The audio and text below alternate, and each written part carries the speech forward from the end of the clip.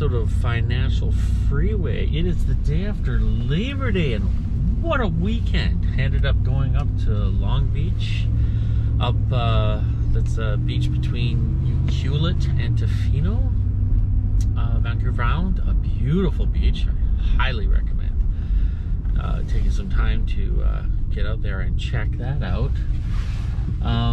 Couple of things. First of all, I mean, we reconnected with an old friend of mine from high school, and man, it's just so good for the soul, just to be around people from your past, remind you where you came from, and kind of help keep you on track. It's a good thing. It really is. It's because sometimes you get so wrapped up in life and in your pursuit of your goals that sometimes you forget how far of a distance you actually had to travel to get to where you are. That's the nice thing about having old friends, because kind of there to remind you where you come from. So yeah, gotta do that more often. It's kind of nice sitting there planning a trip with all the old boys from high school, getting together and having some fun. So the thing I want to talk about this morning is something interesting on the way up island. It's a bit of a long drive, and I like to utilize that time anytime in a truck when I'm not creating content for you guys. I like to think about utilize that time by listening to audiobooks. And I was listening to an audiobook about funnel pages. And it's not my thing. I don't know anything about it, but I'm learning. I figured it sounded like a cool book, a good idea to get into, but it wasn't in my wheelhouse.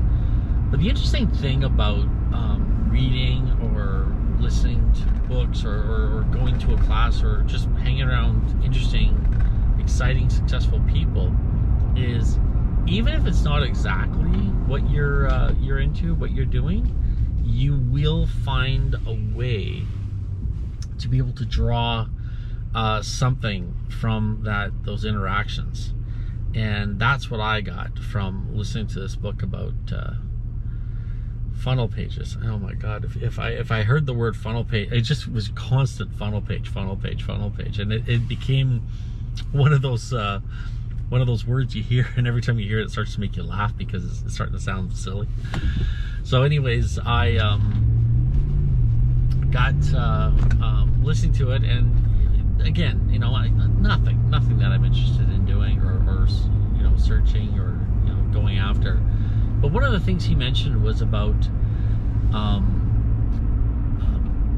creating an identity for yourself.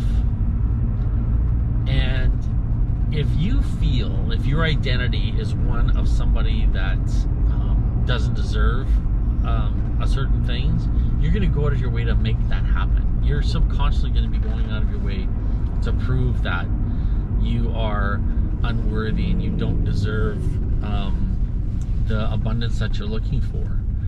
So it's really important to, before you start out on your path to success, to start creating an identity that resonates that way, and you got to start kind of believing that you're worth it, and you're worth success, and you're worth abundance, and you're worth wealth, and you're worth you're the kind of person that's worthy of being healthy, wealthy, and happy. And I always find it funny. I kind of equate financial health with physical health and wealth. And if you are the kind of person, and this is the problem, this is when I see people have a problem with the concept of wealth, I say, well, think about health as a concept of wealth, as a metaphor or an example of what wealth could be. Now, if you go to the gym to get healthy, no one's going to think you're trying to steal their health away from them. And it's the same thing I feel with wealth. Wealth is exactly the same way. But if you go into the gym thinking you're a cripple or you have all these issues that are going to hold you back from becoming healthy, you're going to give yourself a built-in excuse as to why it's okay that you're skipping a day here or there, or why it's okay to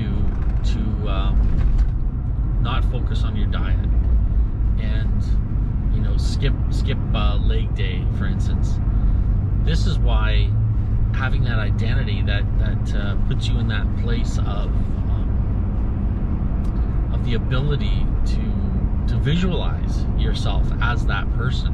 So you got to start creating that identity. It's almost kind of funny in the way the human mind works, is you have to kind of believe that you're already where you want to be before you're there. And kind of counterintuitive, kind of definitely hard to do, definitely a challenge. Like how easy is it to believe that you're a multimillionaire when you are struggling financially, when you're struggling, paycheck to paycheck? How hard is it to put yourself in that mental state? But it is important, and it's important to try and get yourself there mentally. And this is why that whole act of visualization is so important. Visualize yourself with those things and those people that you want in your life. Do that early and do it often, because it does have there is a very realistic reason why it works. If you put yourself in a position where you believe that you deserve those things, you'll start to look for those things in life. Your mind will become like this, and I'm trying to keep it very scientific here, because it is very real. It's a very real situation. But if you're constantly on the lookout, believing that you are a person that deserves, say, a nice new truck, you deserve a nice new truck, well, then you're going to be on the lookout for a new truck, and you're going to be aware of a new truck. And then when an opportunity to purchase that truck comes up, you're going to be ready mentally and emotionally to be able to move in and make that purchase, or make that happen. Put it into you kind of line yourself up for these things. And this is not this is a very real thing that happens with the mind. When you start seeing yourself in these positions of having the things that you want in your life, whatever they might be, you start to actually start setting them up, lining yourself up to be able to take advantage of those opportunities when they come up. If you want to write a book and you never thought about writing a book, never thought about you in your mind, you think, oh, it wouldn't be nice if I was a writer, and that's all the work you put into it, you're never going to get to the point where you're able to be at a table in a restaurant or at a party, and then someone says, oh, I work for this publishing company, and you're ready, and you've got your book because you've been working on it, you've been visualizing yourself as a writer, you've got the work that you've been working on, and you're able to sell yourself right away. If you just think that, oh, wouldn't it be cool to be a writer, and you never actually pursue it or never actually visualize yourself as an actual writer, then when those opportunities come up, you're not going to act on them. You're just going to be curious, and that's it. So you really have to start putting yourself in a position. It's the same with being a singer, being a UFC fighter. If you don't visualize yourself there in that place where you want to be, you can't get there. So take the time to actually really think about where you want to be and start visualizing yourself, creating that personality that is supposed to be there. Yeah, that's a good way to end it. Anyways, folks, thanks so much. Remember, my book, Conversations with Keegans, is available on Amazon. The link is in the description. Make sure you subscribe if you haven't subscribed already. Come on. And most importantly, let's share this good word. Let's get it out there. Let's hit that share button. Get it out to the people that need it, and let's make the world a better place.